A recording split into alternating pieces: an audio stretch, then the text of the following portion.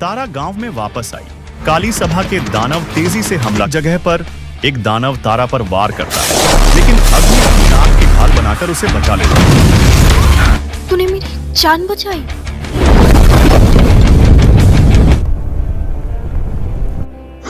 सामने एक परछाई है, चक्र। चक्र के मध्य में कुछ लिखा था और उसी दिन अग्नि के अंदर यह शक्ति जाग उठी थी। तू शक्ति को वरदान मानता है और मैं उसे शासन का साधन मानता हूँ। शक्ति वही होती है जो रक्षा करती है, विनाश नहीं।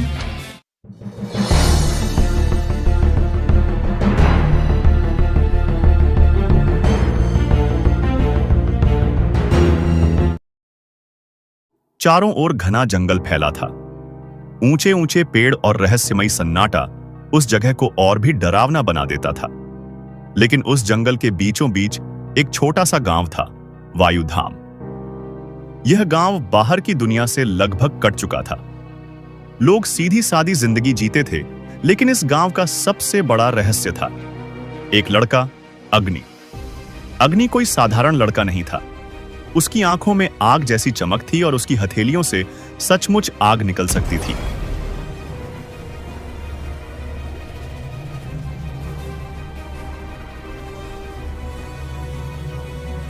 लोग उसे शापित बच्चा कहते थे। जब वह छोटा था तो एक दिन गांव में भीषण आग लग गई थी। आधा गांव जलकर राख हो गया और उसी दिन अग्नि के अंदर यह शक्ति जाग उठी थी।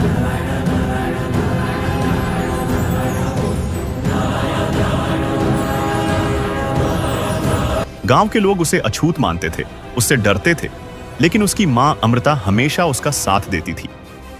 तू श्राप नहीं है बेटा, वह कहती, तू एक वरदान है जिसे ये दुनिया समझ नहीं सकती। अग्नि अपने आप में ही खोया रहता था। दिन में वह जंगल में चला जाता और आग से खेलता, नियंत्रण करने की कोशिश करता, लेकिन उसका दिल अंदर से टूट चुका था। वह नहीं जानता था कि यह शक्ति उसे क्यों मिली और उसका उद्देश्य क्या है। कई मील दूर एक और गांव में एक लड़की थी, तारा। वह एक योद्धा थी। उसे तलवार चलाना, निशाना लगाना और छाया में चलना बखूबी आता था।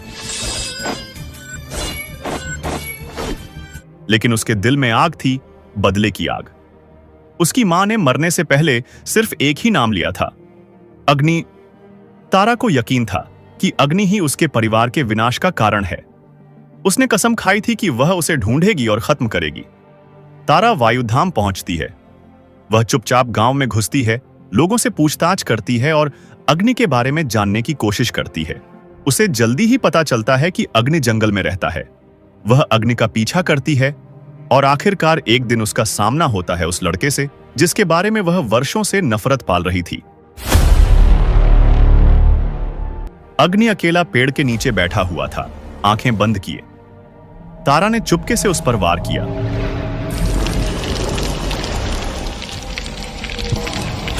तलवार सीधी उसकी गर्दन की ओर चली, लेकिन ऐन वक्त पर अग्नि ने अपनी आंखें खोली और हाथ उठाकर आग की दीवार बना दी।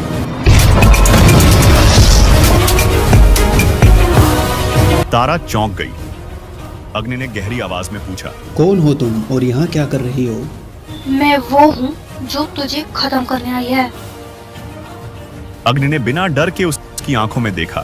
तो मार दो, शायद यही मेरी किस्मत है। तारा को कुछ अजीब लगा। वह उम्मीद कर रही थी कि वह लड़ेगा, लेकिन अग्नि की आंखों में एक अजीब सा दर्द था और सच्चाई। उस दिन तारा ने हमला नहीं किया।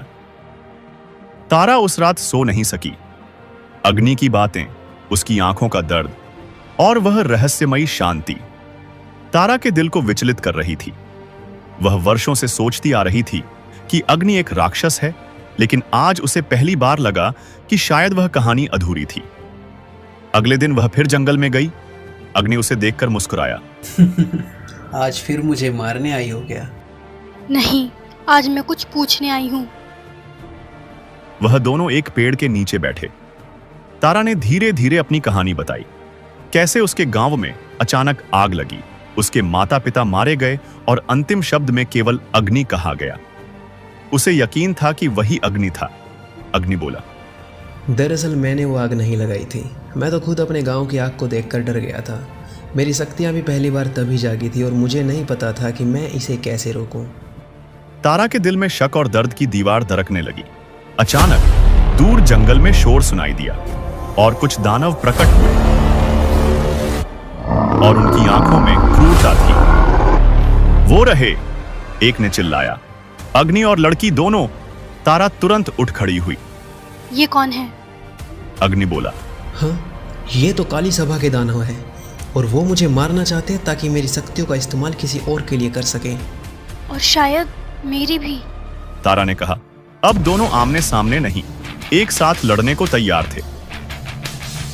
काली सभा के दानव तेजी से हमला करते हैं। उनके पास अजीब अजीब जादुई हथियार हैं जो अंधेरे से बनते हैं।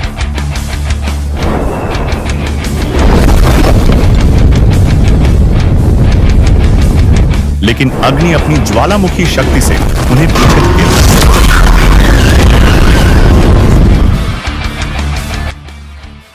तारा की तलवार की चमक बिजली जैसी लगती है। एक जगह पर एक दानव तारा पर वार करता है, लेकिन अग्नि अपनी नाक की ढाल बनाकर उसे बचा लेता है।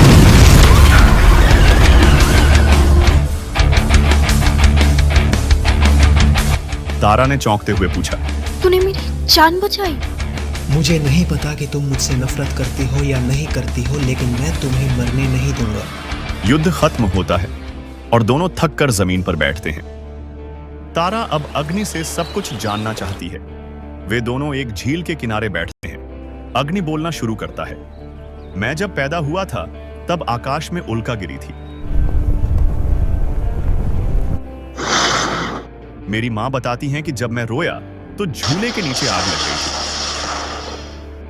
तभी से लोगों ने मुझे शापित माना, लेकिन सच ये है कि मैं किसी प्राचीन अग्नि देवता की आत्मा से जुड़ा हुआ हूं। मेरी शक्ति बहुत पुरानी है। मुझसे पहले भी कई लोग इस शक्ति के वाहक रहे हैं और वे सभी मारे गए। तारा ने पूछा, तो क्या तुझे डर नहीं लगता? लगता है ना, हर दिन लगता है। लेकिन अगर मैंने डर के आगे हार मान ली तो ये शक्तियां कभी किसी के भले की नहीं बन पाएगी। तारा ने उसकी ओर देखा।